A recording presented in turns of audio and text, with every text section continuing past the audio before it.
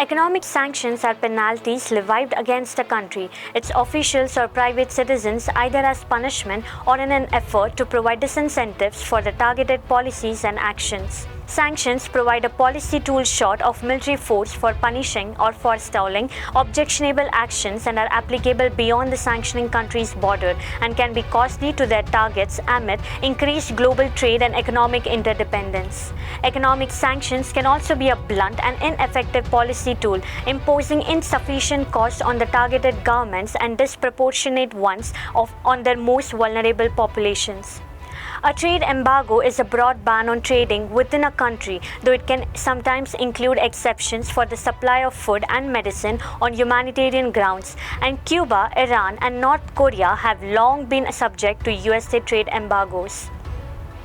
Export restrictions bar the supply of specified products, services, and intellectual property to targeted countries, and often restrict sales of weapons, technology with military applications, or as currently for Russia, oil drilling technologies and equipment. While capital controls restrict investment in targeted countries or industries or broadly bar access to international capital markets for a country's issuers, trade sanctions include import controls for specific countries, region, or industries. Similarly, while assets within sanctioning jurisdictions can be seized or frozen, preventing their sale or withdrawal, officials and private citizens, as well as immediate family members, may be denied travel access to sanctioning jurisdictions. These sanctions can be imposed unilaterally by a single country or multilaterally by a group of countries or an international organization. As the world's largest economy and largest trade bloc, the US and the European Union have disproportionate sanctions powers at their disposal.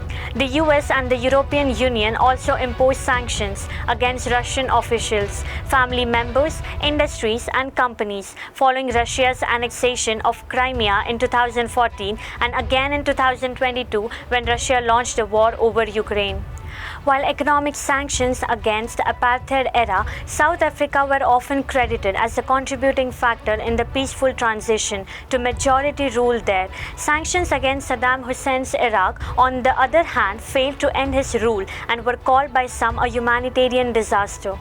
The sanctions on Iran and North Korea have been considered to be effective. Many have expressed concerns over the shortage of food and basic necessities that it has caused there.